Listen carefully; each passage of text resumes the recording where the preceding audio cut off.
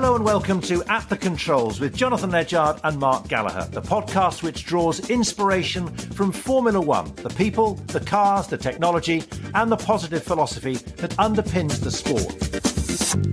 And if you revel in great achievements on the track, then Lewis Hamilton's performance in matching Michael Schumacher's extraordinary record of 91 Grand Prix wins would surely have struck a chord, even more so after Michael's son Mick presented the current Mercedes driver with one of Michael's race helmets. Mark, that was a very moving gesture, surely. It clearly touched Hamilton on a landmark day for the sport.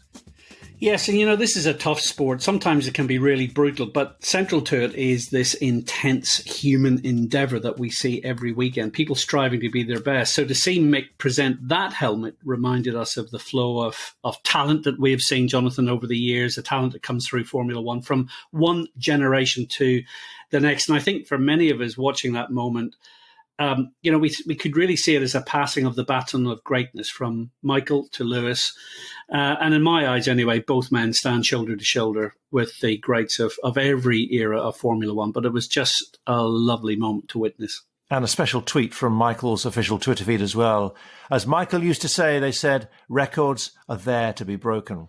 Well, Mark and I have been talking to a man who worked with Lewis Hamilton for 10 years, both at McLaren and Mercedes. Paddy Lowe was technical director at McLaren and then executive director at Mercedes, seeing close up what has made Hamilton the preeminent driver of his generation.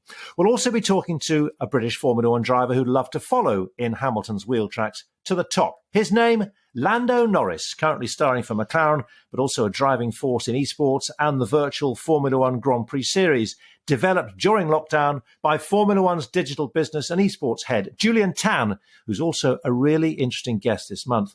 But before we hear from Paddy Lowe, Mark, a question for you. Did you ever expect anyone to come close to equaling Michael Schumacher's record of wins? Really? Really? Yeah, well, thing is, I do remember a time when none of us thought that Juan Manuel Fangio's record of 5 World Championship titles would be broken. I remember back in the 80s, that used to be a topic in the paddock, and particularly when the likes of Alain Prost and Ayrton Senna failed to match his tally of championship wins, in the 1980s and 90s. But then along came Michael Schumacher and Ferrari. And now we have Lewis and Mercedes. And I think, Lewis is the supreme driver of this era. So while it's a fact that today's cars are inherently reliable when compared with those of the past, plus drivers have more than 20 opportunities to win each year as opposed to the 10, 12, 14 or 16 races a year that we had in the past, there's no doubt Lewis is the one driver to have really made the most of the technology that we have today. So in some ways, actually, Jonathan, I think it's a testimony to Michael's achievements a decade and a half ago that has actually taken this long for anyone to match his tally of race wins. But a superb achievement by Lewis. And ultimately, we're just seeing progress. It's just inexorable progress of great people, great teams, and a great talent like Lewis. There's a great quote by Daniel Ricciardo on Twitter saying, 91 races is nearly 5 years' worth of races. That puts it in perspective how much success Lewis has had. To do it week in, week out, and year on year to keep showing that level of consistency at the front is not easy. It is a magnificent achievement, you have to say. Whether you like Lewis Hamilton or not, you surely got to tip your hat to him.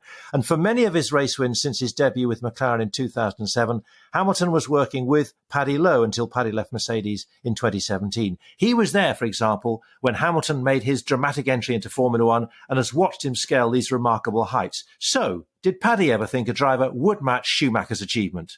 I didn't really think about it. I remember during the Schumacher era, he did a fantastic job, but it did go on a bit. And I remember finding it, rather dull, and quite a few other Formula One fans thought the same. So I never thought, would we repeat it?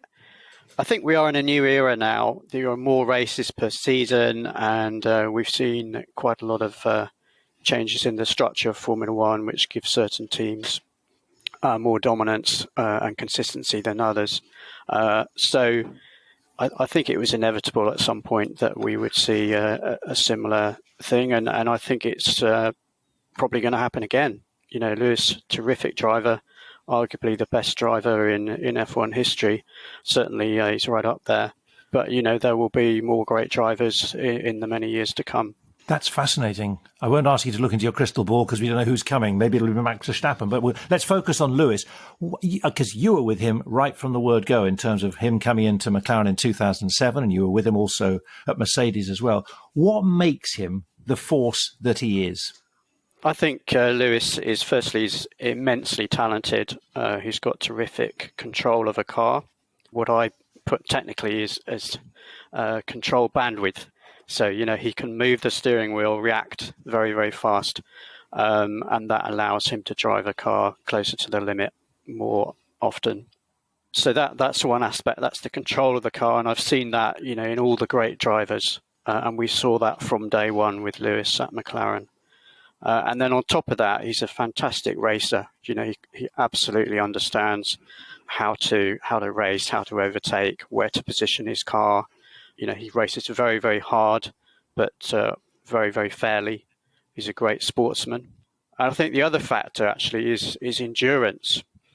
Drivers, for one reason or another, can be many reasons, have not so often stayed consistently in the same team or in the same winning car for many, many years and made that work.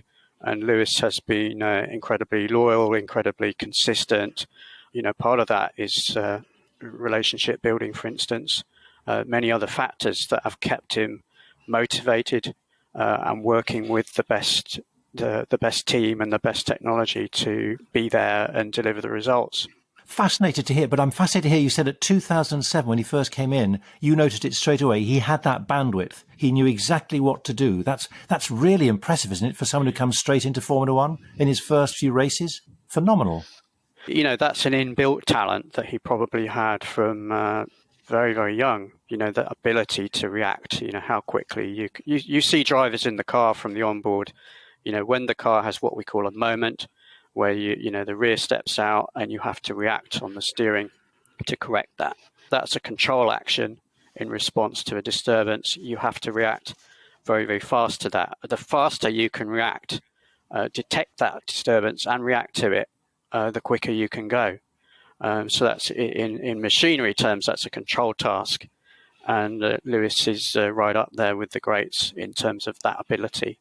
One of my references for that would be Nigel Mansell's incredible car control. We saw many great examples in his career. Paddy, do you think that people underestimate how much it takes out of someone to win the World Championship? Because I think with Lewis, people are saying, oh, well, it's a little bit tedious. It's like Michael Schumacher era. They just keep winning every weekend. And yet the effort required to do so is immense, which is one of the reasons why some drivers just burn out like a firework pretty quickly. That's absolutely correct. You hear a lot of chat about, well, he's in the best car, this and that.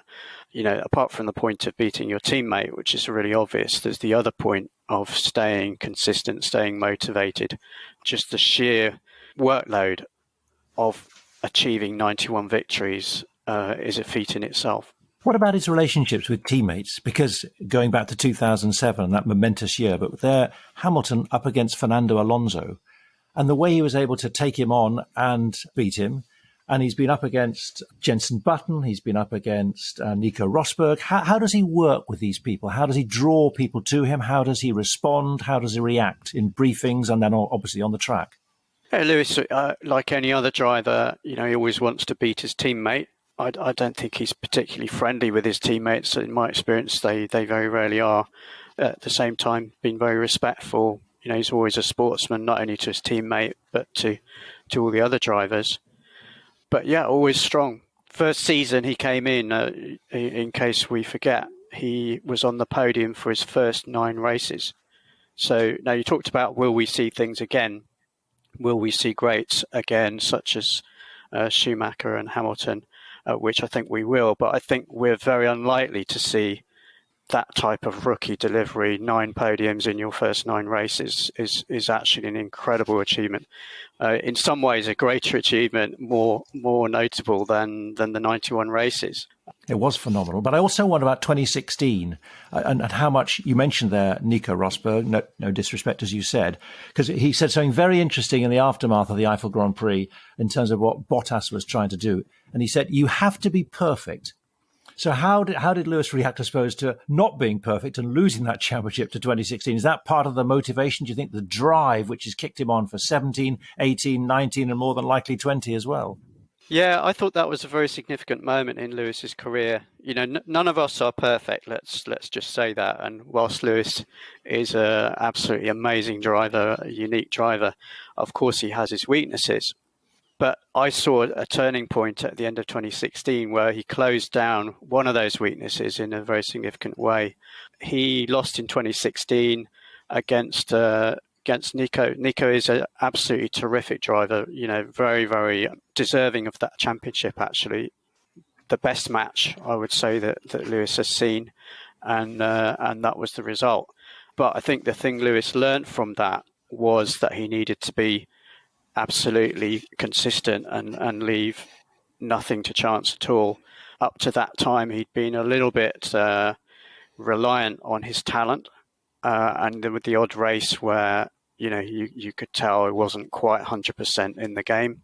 And what I've seen since he lost to Nico in 2016 is that he leaves nothing on the table at all at any race, and that's really made him unbeatable. Now, Paddy, you mentioned Nigel Mansell earlier on. I was actually delighted to hear you mention him in the same sentence as Lewis, that kind of raw determination and then the car control that he had. But that takes us back to your early years at Williams. And of course, recently the sport has seen the departure of Sir Frank Williams after a long and stellar career in the sport.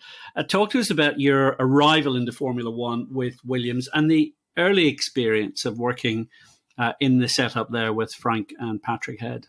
Yeah, it was a very interesting period for me. I started at Williams at the end of 1987. They were just closing off a championship, and I was brought in by Frank Durney, actually, to work on the active suspension system. So I was a young engineer. My specialism was control engineering. It's difficult to understand now, but back then you didn't have the internet. Information was not freely available. So, you couldn't Google and say, what's going on at Williams, who does what. There was, very, very little information. And on top of that, to be honest, I wasn't a massive Formula One fan. I loved cars, motorbikes, engines.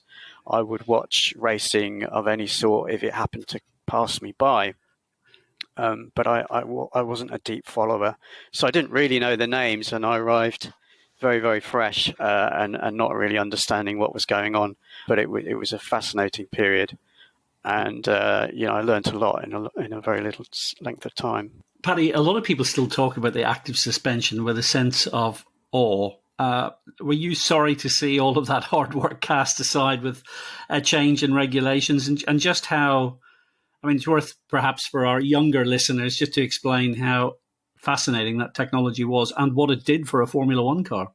Yeah, it was a bit like the Wild West back then because teams were very small. We were about 100 people at Williams, and of those, only 20 or so engineers, let's say.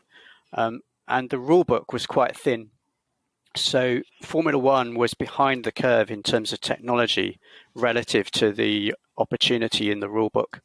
So we were just moving into electronics, and we started putting computers on the car to control systems, and that was really in its infancy, and we pioneered all of that.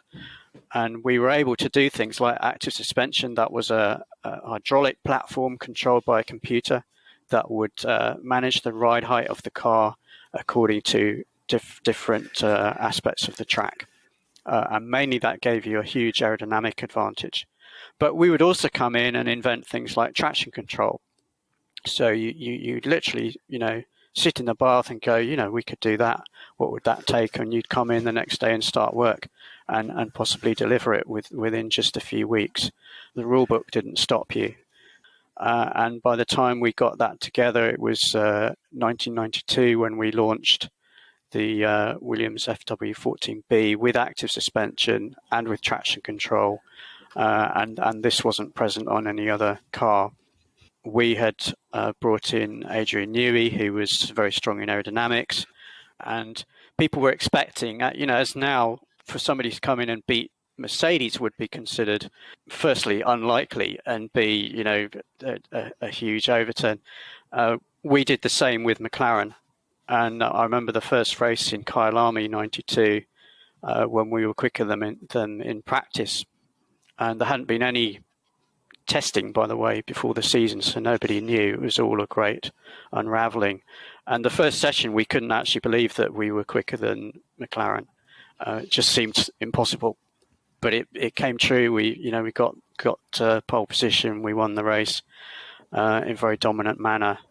And a lot of it was down to those, all the elements I mentioned, but the active suspension particularly and the traction control were worth a second a lap each. And that really, made the difference. We were typically 2 seconds a lap quicker than anyone else. Yeah, it was a fantastic year, and Nigel Mansell would say aye to that. Just picking up your point about having an idea in the bath, so you think, wow, let's do this.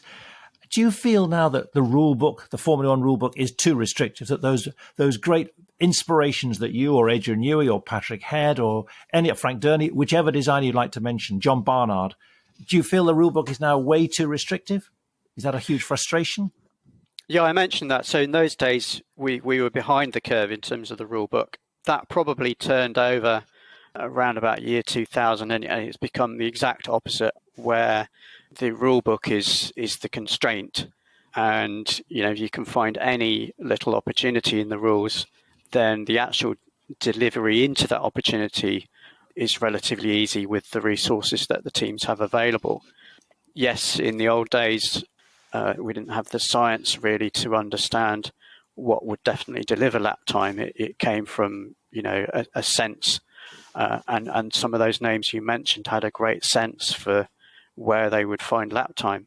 Whereas now it's about very, very disciplined engineering, large teams with very, very sophisticated tools, but working still with a huge degree of innovation. Paddy, when you look at the broad sweep of your career, over 30 years in the sport, as well as I do, the topics that people spend lots of time talking about, the rules, the regulations, the technology, the business side of Formula One.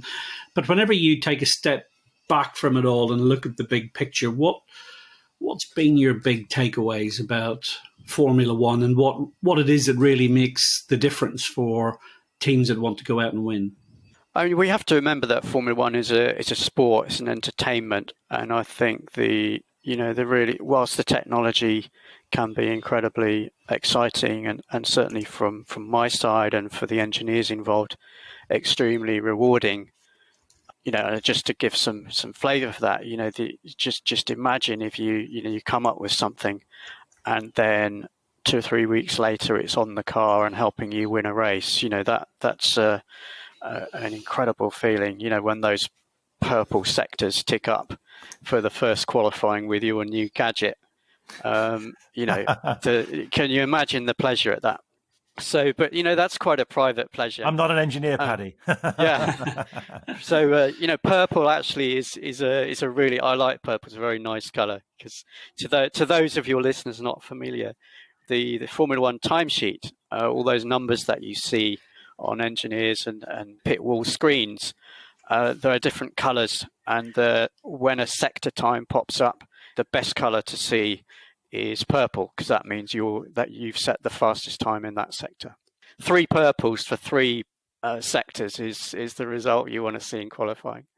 Anyway, but that's a very private pleasure. In the end, Formula One is a huge sport internationally, and it's about the entertainment, it's about the emotions around competition, excitement, and this is why the drivers ultimately are much more popular than the engineers.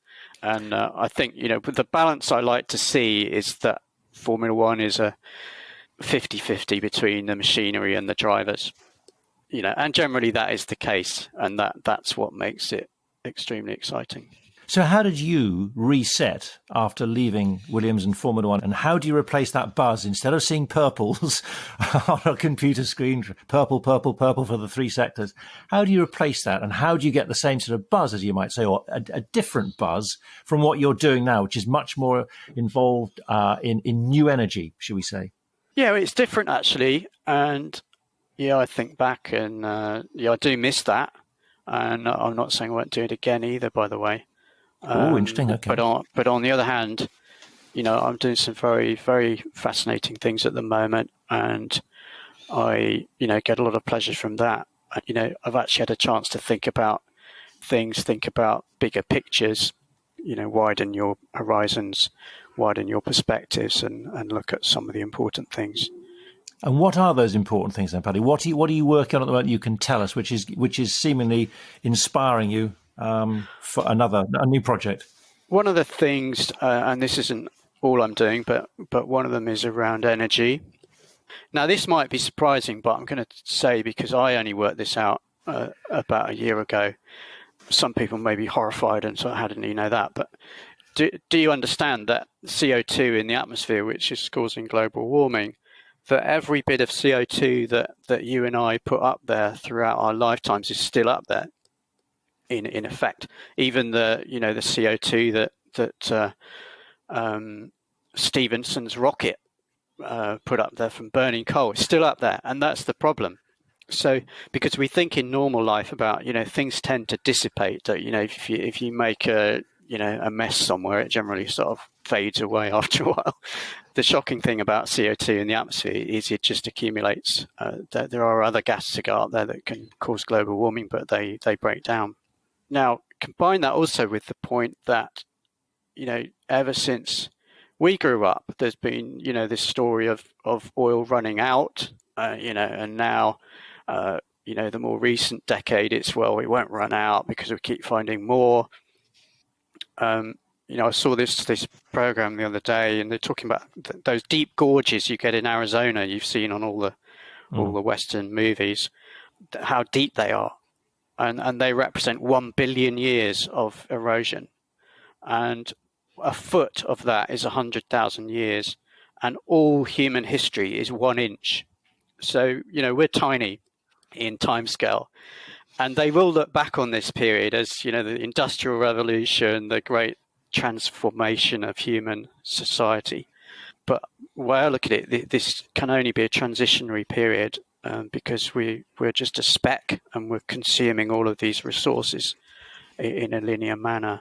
But yeah, petroleum is actually a terrific substance, and it's actually all around us. The irony at the moment is it's a bad word, loaded with all sorts of very, very bad connotations now. And yet, ironically, we're addicted to it, not only in energy, but in all the products, pharmaceuticals. We've been making PPE like mad this year for good reason, but it all comes from petroleum sources. The thing we've got to do as a human race is invent a way to have it both ways. Can we produce these materials, energy and hydrocarbon feedstocks, in a circular way rather than a linear way, so that we can go on effectively indefinitely? And that is actually all achievable. We just need to get on with it. Formula One is a great example of one of those linear consumers. I think it needs to change that and find a way to set a path into this more circular process. And one of the interesting aspects to it is that what I'm talking about requires an industrial approach. Bio sources of bioenergy, biochemicals are a direction that people are turning, and it's a very interesting direction. But it's when you actually stand back, it's fraught also with problems. We already are stressing nature massively, and we have a shortage of land, so there's a lot of conflict around that. So the idea that you can correct or supply all of this consumption again using nature is just not realistic. It doesn't scale in the way we need. We have an industrial society, and we need industrial solutions to that, and they can be built. Wind farms, solar farms, now I'm happy to say more and more embraced. They used to be seen as something not in my backyard, but actually I think people are more and more understanding that that's what goes with modern life, and that's things like that we have to scale to a huge extent, much more than we have today. So Formula One can play its part in setting that path, and that's what we've got to do. not only a technical task, it's a communications task. It's rare to hear a Formula One technical director, surely, Mark, talking on a subject or about a subject which offers such a challenge to a sport that's become such a target and is an easy target for environmental campaigners. And when you think, for example, of the Honda exit, how that they decided to go for environmental sustainable technologies, they're looking to do that themselves. There is a huge world out there which Paddy Lowe is drawing attention to, which I think is striking a chord with many in the Formula One paddock now, surely. There's a new movement evolving. Yeah, no question about it. Actually, when you think about the big thinkers that we have in the sport, and there's no doubt that Paddy Lowe is one of those, very, very smart people who have spent their entire lives immersed in innovation. And it's pretty well impossible, unless you've been hiding in a cave somewhere, not to understand that we face some pretty big environmental challenges at the moment, and it is going to require a lot of innovation in order to develop the solutions that need to happen, the kind of solutions that David Attenborough and his ilk really want to see scientists come up with to save the environment. And I think, to your point, when you think about the campaigning that Lewis Hamilton has been doing about environmental issues, whether it's been the forest fires in Australia, where he donated $1 million to the causes around the forest fires last year, whether it's the fact that he is promoting veganism and, moving away from a meat-eating culture, which, we all know is one of the contributing factors to some of the environmental problems that we're seeing. And then you also, I'm sure some of the listeners will have heard Sebastian Vettel's interview on the official F1 podcast, in which he talked about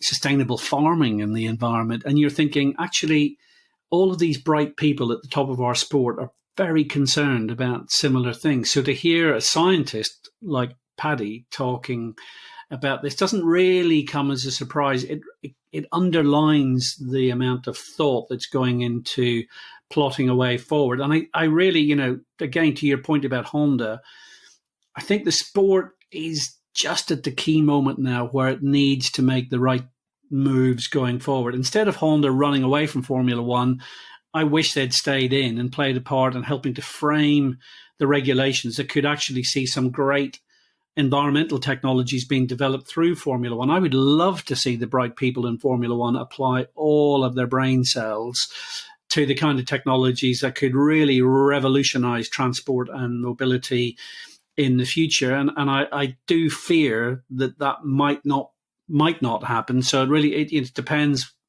what the likes of Pat Simmons and Ross Brawn come up with over the course of the next 18 months. But great to hear Paddy talking about his enthusiasm for it and the fact that he hasn't given up on working back in Formula One. So let's hope he does both, come back into Formula One and help us to develop some really cool technologies. Maybe with those two you just mentioned, Ross Brawn and Pat Simmons, but also just another point he mentioned, he thinks that 91 races or whatever the total that Lewis Hamilton will eventually stop at will be broken. That is an extraordinary statement to make, I think, given where we are at the moment. But maybe, as Michael Schumacher said, records are there to be broken, but there's a long way to go for the likes of Max Verstappen and Charles Leclerc, surely. Jonathan, it's going to happen again unless Formula One's powers that be find an answer to the conundrum of one team running away with a given set of regulations and perfecting a car such that the top driver will dominate for a 5, 6 or 7 year period. Essentially, that's what happened in the Schumacher era. It has happened certainly in the Hamilton era. And you could argue that the Vettel era was similarly, that Red Bull wasn't quite the dominance that we've seen with Mercedes, but that Red Bull era of 2010 to 13 was 4 years of the Milton Keynes team at the front of Formula One. As long as those eras continue, there is the prospect that someone else will come along, and another Lewis Hamilton, in terms of talent and capability, and given the right car, will just run away with the ball again. So it comes down to the powers that be, the regulators, the FIA, and the technical team at Formula One itself to come up with some way of mixing things up. And it would be nice to think that maybe Hamilton and Schumacher's records will stand forever because Formula One finds a way to make itself truly unpredictable in terms of its outcomes. But I'm afraid at the moment I don't hold up much hope for that. Let's see. You're listening to Mark Gallagher and Jonathan Ledgard and the podcast At the Controls. We've still got to hear from Lando Norris on how gaming has helped him develop as a driver and continues to have a big influence on his career. But before we hear his take on the rise of esports, Mark, you've been talking to the Formula One executive whose role is overseeing this new empire.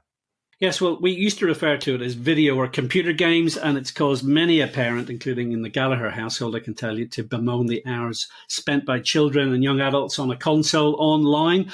But there's no doubt esports has been a fast developing industry over the last decade. And now, in this year of COVID and lockdown, it's really accelerated. It's taken centre stage in Formula One thanks to real racing being stopped back in March and virtual racing taking over. Now, Dr. Julian Tan, who you mentioned earlier on, Jonathan, he's head of digital business initiatives at eSports at Formula One and has been the man responsible for Formula One's eSports journey since 2017. Now, interestingly, he's Malaysian. He's an Oxford graduate who completed a doctorate in composites engineering, of all things, at Cambridge University. He should be designing cars, I think. But anyway, before he then went on to study business management at Harvard, joined Boston Consulting Group, one of the big consulting businesses in the world. And then from there, he joined Formula One. And I started by asking him about his experience of leading the esports charge within Formula One. My journey within Formula One has been really fast paced, no pun intended. We're really excited about the future that esports can continue to deliver to Formula One as a sport beyond the obvious elements around being a, further fan engagement tool or a new media asset. There's so many more things we can continue to unlock with this completely new asset. Now, because you, just reversing up a little bit, because you did your PhD in composites engineering, I'm fascinated to know, do you give a sideways glance to the Formula One cars and give a nod to the fact that you know a thing or two about composites technology? The short answer is yes. I mean, every time I see a Formula One car, it takes me back to my time when I was a PhD student experimenting on carbon fiber laminates. An interesting story actually was, so after I finished my PhD and moved into the world of business, when I was working at BCG, obviously all of my projects were very different from my time at BCG. But when I had joined Formula One and entered the office for the first time, I always remember going up the staircase, and the handrails on the staircase in the Formula One office is made out of carbon fiber. And I felt, I've come full circle now. I did my PhD in carbon fiber laminates, and now I'm working at Formula One. And this is probably the closest I've been in years to carbon fiber laminates. I know a great deal about the material and its properties. I think in some ways it's quite beautiful, how I've kind of found my way back to where I kind of started. Now, tell me this, whenever you joined Liberty coming across from Boston, obviously this was in the formative stages of what is effectively the new era of Formula One, the post-Bernie Ecclestone era of Formula One. And from an esports perspective, well, it simply didn't exist in Formula One before then. Do you think that has given you an advantage? Because essentially you're starting with a clean sheet of paper. Yeah, I mean, when we entered esports in 2017, as an industry, it was still relatively new, I would say, in kind of the more mainstream terms. I mean, it's an industry that's long existed and has experienced tremendous growth, which caught our attention as a business and as a sport. But for us, and I think more generally for what I would maybe call non-endemic brands or new leagues sort of considering esports as a potential avenue, was still relatively new, and not a lot, I would say, had been done in that space. So I think one of the great things that we have had, to your point about having an advantage, is that because we're starting on sort of early on in that journey, we are not just creating an esports presence, we're also defining the direction of an industry. And particularly with a brand like Formula One, I think one of the great levers or strategic imperatives that we've had sort of navigating this space is that we don't see esports as an end of itself, but rather a means to help support something else, and that something else being our main product, our main real life racing. So what that has enabled us to do is actually use esports really creatively and really flexibly to help us reach our objectives, whether that be reaching out to a younger audience, reaching a larger audience, or, just simply breaking down barriers into our sport, which, as a sport, motorsports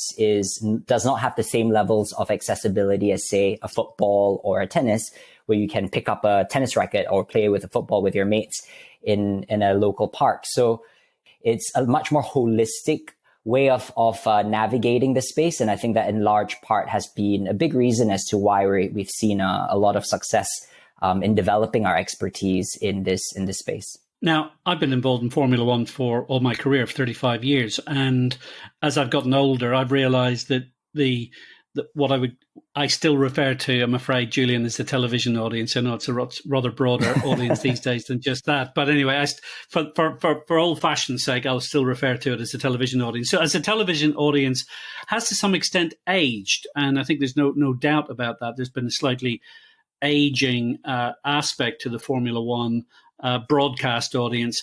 The opportunity afforded by esports is probably quite profound, because the demographic that you're appealing to is very different indeed from what would be the traditional Formula One broadcast audience. Very much so. I mean, I'll share a stat that really resonated with me. 80% of our participants and viewers within our esports initiatives are below the age of 35. And when you compare that to, traditional F1, it's a much, much higher ratio or statistic. So, it's definitely helping us reach a younger audience. And it's important because, you only have to look at the hours spent between, people below the age of 35 on gaming and people above the age of 35, say, on TV, and know that there will be a generational shift in the years to come. The younger demographic, whether that be the Gen Zs or the Gen Alphas or the millennials, they're spending more and more time gaming, and that's just a reality of the entertainment industry. And as a consequence of that, as a sport looking towards, building the longevity and health of their fan base, it's really important that we play where the opportunity areas are. And within gaming and esports, this is certainly a great opportunity area for us. So it helps us really create a product that we can sort of speak to our audiences, our younger audiences, in a language that they understand, right? It helps provide that additional touch points for them into the world of F1. If we didn't have that, then, that would be an opportunity missed. So, we're hoping that with esports, with gaming, it's part of a wider strategy, whether that also be sort of our opening up of content on social media, our tone of voice on our different social media platforms to kind of drive engagement. All of that sort of feeds into that goal of building our pipeline of fans into Formula One so that we can secure the longevity of what is an amazing, amazing sport. Now, with 80% of your audience under the age of 35, Julian, you must be almost rugby tackled by sponsors whenever you turn up at meetings, because you're surely playing to such a key demographic for so many of the companies involved in Formula One, both as sponsors of the World Championship, but also individual team sponsors. So I'm assuming the commercial opportunity here is extremely exciting. It really is. And I think that as esports continues to develop and become, quote unquote, more mainstream, which, this year in particular has been a huge eye opener for, I think, a lot of people in the industry and the potential and role that esports can and should play in the wider entertainment landscape. I think you'll start to see a bigger imperative from brands wanting to understand the space a little bit more and see how they can tap into this opportunity area. I think what's really exciting is that we're already seeing that what traditionally was, mainly occupied by more endemic brands within esports, you're starting to see more non-endemic brands, more lifestyle brands coming into this space. The beauty about esports is that it is such a diversified space. The opportunities are so rich. And yeah, I think the conversations that we've had has certainly accelerated this year. More and more, there's just so much more interest and awareness of the possibilities within esports, and particularly for us at Formula One, where esports, as I said, is not just a means of creating racing entertainment, which it is, but it also provides new opportunities, whether that be, our esports drivers turning from gamer to becoming a real life racer, for example, or, providing a completely immersive experience to our fans to kind of engage with our sport that, lacks that kind of accessibility in terms of participation. Now, tell me this, Julian, when the Australian Grand Prix was cancelled at the last moment, and the Formula One season suddenly had the pause button pressed on it, did you suddenly find yourself called into a meeting with Chase Carey? Julian, please put on a virtual world championship. The pivoting online that took place in Formula One was actually every bit as impressive as subsequently Formula One's ability to put on a real world championship starting in July during the middle of this pandemic. I mean, talk to us through what happened in the spring of this year, because it looked like a very powerful delivery of an online entertainment platform, which, seemed built for this time, really. So it all really started, I want to say, towards the end of January, when we first got indications from the Chinese promoter that the Shanghai Grand Prix had to be postponed. So we moved very, very quickly. We saw the opportunity, actually, very, very quickly, to use our capabilities within esports to see what we could do in this space, because it offers us that flexibility and that scalability. So when that news came out, actually everyone, all of the teams mobilized to put together a concept where we would replicate the Chinese Grand Prix, but actually do that here from London. Before, I think a few weeks later, it was just a matter of weeks, we found, like you say, we found ourselves in Melbourne, and on the Friday, and the Australian Grand Prix was cancelled. And soon after that, a slew of other Grand Prix were announced that they would be either postponed or cancelled. So we had plans for the Chinese Grand Prix, but they weren't scalable plans because it was designed specifically for a single weekend use. So, we pulled together the concept of the virtual Grand Prix, as, everyone has seen now, sort of in a matter of 5 days. There were 5 extremely, extremely busy days, as you can imagine. But we moved incredibly fast to create something that was scalable and something that we would be able to kind of put on week. At the very core of it, we wanted to put on the virtual Grand Prix because there was almost like a responsibility, I suppose, to our fans. We tailored our product to the core competencies that we had. We used the opportunities that we had with our F1 drivers, past and present F1 drivers, and up-and-coming racing drivers as well, because I think there was a wider appreciation that our fans wanted to see our F1 drivers race. And if they can't see them race in the real world, then, they would still want to watch them race in a different kind of way. And so we managed to pull it together and help keep the lights on at F1 and deliver content to our fans that they could engage with sports sort of playing that role of, providing a little bit of escape, a little bit of relief.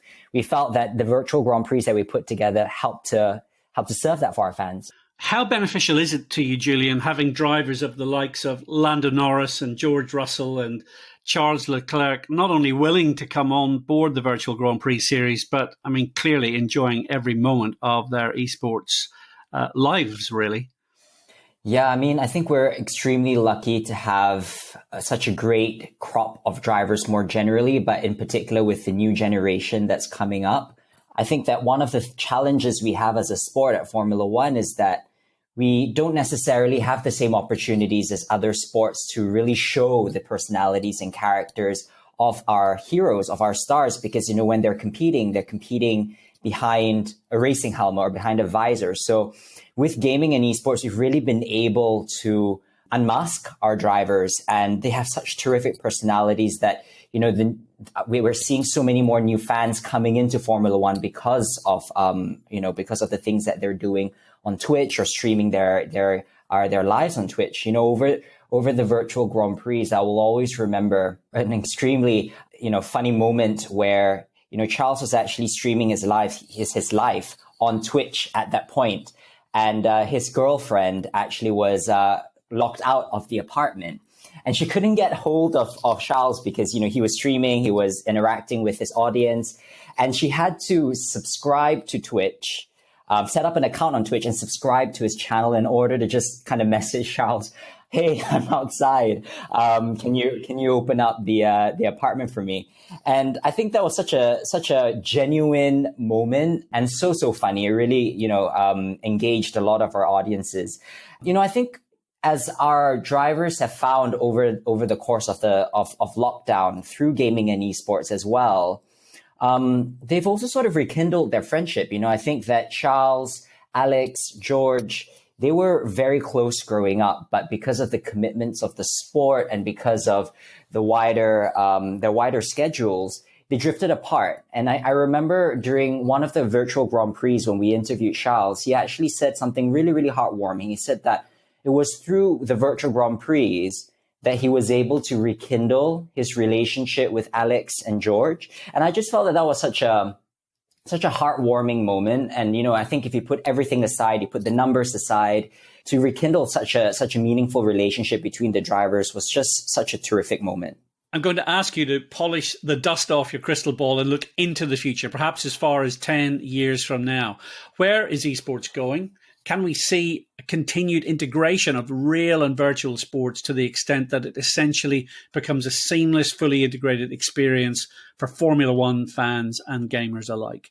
Terrific question. I think there's so many opportunities that we can continue to explore, whether that is, continuing to develop grassroots opportunities into Formula One, to, driver development, to talent searching.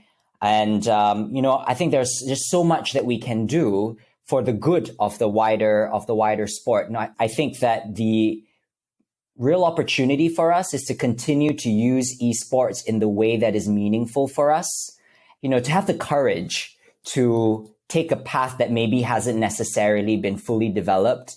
I think one amazing example that I can think of just very recently is how Epic Games, for example, took Fortnite and had a massive concert within a Travis Scott concert within the game itself. And that blurring of lines between gaming and music and just wider entertainment, I think, is symbolic of the direction that, the wider entertainment industry is going. And sports will play a huge part in that evolution. Well, I found that really fascinating, Jonathan, talking to him, because Julian is painting a picture there where Formula One is going to continue to see esports evolve as a key pillar of its business. And, the fact that he finished by talking about how games like Fortnite are integrating, real concerts into the virtual world, you can imagine in the future that's, there's going to be such a rich opportunity for Formula One to merge real and virtual in really amazing ways. I mean, can you imagine Lewis Hamilton, winning a Grand Prix and stepping out of the car and appearing at a press conference? It's also being streamed to gamers who've been actually competing in the same Grand Prix, virtually. I mean, just the mind boggles at the opportunities that are going to develop. So for me, people like Julian, and he's a young guy. I mean, he's going to be leading the way in Formula One, I think, for quite a while. And it's going to be fascinating to see what develops. And it all makes perfect sense, doesn't it, really? I mean, Formula One and motorsport embracing digital, it's the obvious way, isn't it, really, that the sport uses the simulator as an essential tool for drivers to learn tracks, the engineers to develop the car, test strategies and so on. And also, feeding off that, we had the chance to talk to a rising star of this world, Lando Norris, and you can understand how the synergy makes even more sense because he loves gaming, he loves karting, and a motor racing sim brings those two worlds together like a magnet. And as Lando has been telling me, it's been that way and probably always will be that way from a young age for him. I would say gaming came first. I mean, when I was 4-5 years old, I was playing on the PlayStation on Gran Turismo. And I guess that's where I got my first taste of racing and driving and trying to drive a car quickly. That obviously then fed into karting and my passion for actual racing. They kind of went hand in hand, I guess. Karting is the real thing. So there's nothing better than the real thing itself. And karting, you learn a lot about racecraft and how to extract things from yourself and push yourself to the limit. And then the sim racing and the gaming is, again, you're racing against people virtually, but you can explore more things. You can race on cars and you can race in different formulas, different categories. You can learn about setting up a car or different cars. There's more like of a technical thing you can learn from driving on a game, but there's nothing more real than learning about your racecraft and yourself than on the actual racetrack. Yeah. As your racing career progressed, for real, as you might say, on a real racing track, in real karts, cars and so on, how much gaming did you continue to do? Was that just a little sideline or something you actually kept going because you loved it so much? I mean, I do it because I love it. I don't do it because I have to, So I do it because I love it and it's very enjoyable. And it's not just from the gaming side, it's not just driving that I do. I play a lot of different games because I love doing it. And I'm playing with my friends and we have a good time. But I guess from the driving side of it, I was still doing it because it's still very handy. And there's a lot of things you can do, especially in categories where you can't go and do testing every single day or every week or every month sometimes. You have to resort back to the simulator. And if there's sometimes things I need to work on for the next weekend or the next race, and you can't go and do the test, then I would resort to the simulator and I would go and practice a certain technique that I might not be doing so well on, or some certain corners that I struggle with or something like that. Then I can do that all on the simulator, go back to the racetrack the next week and try and put that practice from the simulator into the actual thing. So although it wasn't something you have to do, it may not always be the most realistic thing. The fact you're trying it at least and you're trying to get your head around it and practice that kind of thing, it still comes in very handy. So I guess you don't have to, but it's still something that I believe helped me in my driving. And what about the crossover then between virtual and real? How helpful are they? Particularly virtual for real, I suppose. That's the main thing. Yeah, I guess that's the biggest thing. I think it's very handy for different things. There's a lot of different things you can extract from using a simulator and playing online. I guess one of the probably the most advantageous things is learning about the knowledge of how the car works. So the aerodynamics, the setup, working with your engineers. Because a Formula One car is so hard to replicate on a simulator. And as good as they are, nothing comes close to driving a Formula One car because they're so quick. Physically, it's so difficult. You can't feel the G-force, you don't have the fear, you just don't get that exact feeling. So that's the thing, maybe that's not as accurate and you maybe struggle with a little bit more. But the fact of working on the setup with your engineers and your driving techniques and trying things and expanding your vocabulary of how to set up a race car and different setups and how the aerodynamics work and things like that, then that's perfect for a simulator. Was it a no-brainer then to take part in the F1 eSports series, the virtual Grand Prix series during lockdown? All your mates were there, George Russell. Yeah. I mean, that was just like, come on then, what are we going to do? Yeah, I mean, that was a lot more for fun, There's two different sides of the online stuff. You can take it seriously or you can just do it for fun. And you can do it where you just go in and you make the setup as quick as possible, but you don't think about learning so much from it. But you can do it because of the enjoyment of it, and it's just very fun. You're playing with your mates and you want to be competitive and beat other people. But then you can do it where you go on and you actually take interest and learn from the things you're doing. And you have an engineer sitting beside you and goes, well, on the racetrack last week we did this. Let's try it again on the simulator and see how it correlates and how it changes. Maybe I try and set up a car and think, okay, so if the car is doing this, this is what I would change. And then you can kind of learn how to set up a car in some ways yourself. So you can take the two aspects of online is fun and work and learning from it. And I guess I do both of them. But I bet you were competitive in the series, weren't you? You didn't enjoy that George Russell won, did you? No, I mean, he was very good in it, to be honest. He spent a lot of time on it, and I didn't. I was streaming and playing different games a lot more often. So yeah, fair play to him. But no, it was just for a lot of fun. It wasn't a proper serious competition. It was something to get us through lockdown and entertain viewers who can't go and watch Formula One. And that was the main aspect of it. What about the social media interaction? How much did you enjoy that? Because you've got a huge following and you're always doing stuff. And that seems almost part of a driver's role in 2020. Esteban Gutierrez, who we spoke to in the last episode, was saying he loves it. That's really instant feedback and it's fun. Yeah, I mean, it's something I've been doing for a few years, really, like the Twitch and the streaming side of things. It's something I already started like three years ago before I was ever in Formula One or thought I could be in Formula One, So that was a lot more for fun and just kind of giving fans a bit more behind the scenes, something that no other driver did. I was the first driver to do it. So it was something that I thought would be good, and I really enjoyed. Again, not something I have to do. I can stop doing it right now if I want to, but it's something which is easy and fun, and you're interacting with your fans, you're giving them something or an experience that they never really had before, which is really cool for them. So it's something I enjoy doing. It feels part of what I do. It's very easy to do. A lot of my fans love it, which is awesome. So it's kind of a win-win. It's something that's fun, enjoyable, and fans love it. How long do you think before we're going to see gamers able to participate real time against, say, live data from a Grand Prix, for example? I don't know. I think that's. I think that's still. Yes, I think it's possible, probably, but I don't know. I haven't seen anything like be done for that kind of thing. I don't know. It probably isn't far away from someone being able to do it, but I don't know. I think it's something that will happen in the future. It's probably inevitable, but at the same time, probably takes a lot of setting up and a lot of work and effort to be able to create something like that. So we'll see. I'm sure it's not too many years or not too far in the future away. What do you see as the next steps then for esports? I mean, you're right in the middle of that demographic. 80% of gamers are under 35. You're at the lower end of that bit, or maybe in the middle, depending on how old you are, if you're under 35. But do you know what I mean? What's next, do you think, for esports? What would you like to see, for example?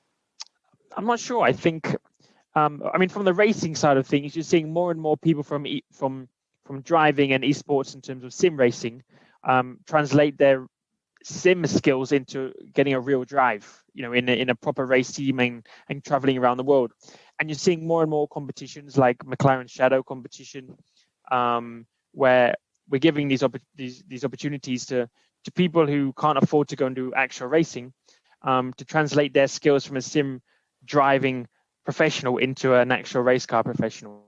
So I think we're seeing more and more of that, and the more we see it, the more I think it will grow and more people would get into it, and it'll grow and it kind of go on from there. So from the racing side of things, I think that's how it needs to grow and continue to improve, is seeing more people translate from sim racing into actual race cars. From other games, I'm not too sure. I think it's by getting more and more people of the best around the world coming together to see who is that single best, or which team is that best in the world. So, but I think there's already competitions which are huge, for millions and millions of pounds, thousands and thousands, or hundreds of thousands of spectators, and so on. So I think it's very big already. It will continue to grow. What do you think of the gamer turned racer, the fashion for that? People making it from... I think it's really good. Cockpit. Yeah, I think it's really good. I support it. I help out with the McLaren Shadow stuff when I can, and I love seeing it. I love seeing people who maybe can't afford to go and do actual racing, but have these skills and has the talent to go and do something like that, and go from something very small at home, like a lot of people can do, to going and achieving something much, much bigger. And I support that, because I've been fortunate not to be in that situation where sim racing is all I can do. I've been fortunate to go and actually do karting and Formula 3 and Formula 4 and so on. But I love sim racing, and I know that if you love sim racing, you probably love real racing too, when you want to get the opportunity to go and drive a real car. And therefore I support that attribute and that curve of going from a sim to a real race car is a dream for so many people. And that's why I love it, and will continue to support that kind of effect into the future. One other thought: how much are you enjoying Formula One? Because you always seem so positive. There's a smile, and that's just not blowing smoke. You just sort of watch you around, and you're just like you're living the dream. I mean, given what you've just said, how you like to encourage people, it seems you know what it's like to be in that sort of wonderful, hallowed paddock of Formula One. I mean, it's amazing. It's something I've always dreamed of doing, and thousands of people dream of doing. So I don't take it for granted, but at the same time, it's not all smiles. I go through a lot of tough times and difficulties, and it's not as amazing as it is, and I would stand by that forever. There's a lot of tough times that people don't see just because it's not on TV, and I don't put it on social media and so on. But it's not easy at all to do everything that we do. But the bonuses of it, of being able to be part of McLaren and drive a McLaren and fly around the world, is what everyone sees and what everyone kind of wants to show the world, and everyone's perspective of a Formula One driver is. But there's a lot of things behind the scenes that people don't see: the days away, the days traveling, the sacrifices you made to get to Formula One in the first place. So it is glorious and it's amazing and it's a dream job in so many ways, but no one sees the difficulties of doing it and the sacrifices you have to make and the struggles of it all. So I don't know. I'm just very happy. I love my job. I love working with the people I work with, putting smiles on their faces, and yeah, I guess that's what motivates me. One final thought, which would make your life so much happier, I suppose, in one way, is that if you were successful in terms of winning a race and then becoming a champion, how long do you think before, just the final thought, that McLaren can rejoin the battle at the front of the grid? I mean, 2022 is our best opportunity. I don't think anything this year or 2021 will continue to work against that or towards that. But 2022 with the new regulations is, our best opportunity for years and years. Best opportunity for any team to get to the front. But of course, we're hoping it's us more than anyone. That's our time to try and make the biggest or have the biggest impact, make that biggest difference. It takes time. Formula One, it's not easy at all. It takes years and years. So hopefully in the not too distant future, I can or we can as a team return to doing what we once did. He seems to be a very impressive young man, feet on the ground, taking nothing for granted. And over the weekend, he had to contend with the fact that his McLaren car didn't perform as he wanted, because at one stage he was running very healthily, looking on track for a podium at the Eiffel Grand Prix. And also very much the millennial driver, as you might say, talking about being active on social media, enjoying it, doing the gaming. And also, and this is an interesting point as well, keen to help gamers become racers, which many Formula One purists might think, come on, it's just not the same. But he, I thought, was very eloquent and articulate about explaining how those worlds do meet. But even so, however much he enjoys playing in the virtual world, there is nothing which beats actual racing for real. Yeah, he made so many good points, I thought, Jonathan. And as you say, he very eloquently described that relevance of gaming and simulators to the real world of Formula One, whilst admitting that there's nothing quite like driving an actual Formula One car, which of course we would fully expect. But I think the Lando Norris interview, hopefully, to any of the skeptics out there who think that eSports is not for them, or at least if it's not for them, it shouldn't be for the sport. Actually, it very much is for the sport, because it's bringing along that whole new demographic. And when you hear Julian talking about the fact that 80% of gamers are under the age of 35, I mean, I know from my own family, my kids don't watch TV, and yet you offer them a gaming opportunity and they'll happily participate in it. So we've got a generation coming through who don't want to observe a sport. They actually want to participate in it. And how good is that? And I think the diversity of people who can come into a sport through esports is great. It's very democratic. You don't need to be a rich person. And again, something that Lando, acknowledged. He's been very fortuitous in terms of the life that he's had and the ability that he's had to develop a racing career with all of the expense that goes along with that. So yeah, he's been great. And I love watching the interaction between Lando and George Russell and Alex Albon and Charles Leclerc, and how they're bonding, through the virtual environment much more than they do in the real world. Because as you and I know, Jonathan, in the real world, the drivers go from their motorhome to their garage to their press conferences to their sponsor appearances. And very often they don't get much of a chance to interact. Whereas with the online gaming environment, they're interacting with each other all the time and clearly enjoying every moment of it. So I think it's such a great opportunity for our sport. It's a very exciting one. Couldn't have come along at a better time when I think many of us were beginning to worry about the fact that Formula One in the future might not appeal to younger audiences anymore. And I think this is part of the answer to that problem. No, I can only agree. Absolutely the same in the Ledyard household in terms of gaming and interest in Formula One and the crossover, and the fact that this has been a real brand leader in terms of sport and continuing where so many other sports and activities have closed down. Formula One found a way to continue through lockdown with, as you say, the virtual series, and then for real as well. So if the two can emerge unscathed and actually even stronger for this 2020 into 2021, so much the better. Now, in contrast to that, I'm tempted to say we have a special episode of At the Controls for November, which some might say is quite old school in the sense that we're going to be talking to the Mercedes technical director, James Allison, no less. And he has a very special guest too, which you need to tell us about, Mark. Yes, we have none other than Chris Papaioannou, who is the commanding officer of Strike, which is part of the Naval Aviation Warfare Development Center for the United States Navy.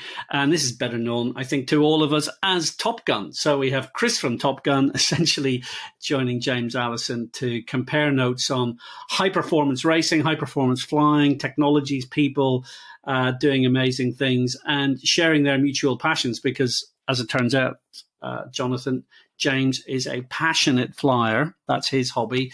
And Chris absolutely loves Formula One. So we're going to have the two of them in conversation. It's The Need for Speed, supercharged by Mercedes-Benz. Starring Maverick, Mark Gallagher. Thank you very much for listening. Remember to rate and review, subscribe and spread the word. We're really looking forward to November, but I hope you've enjoyed this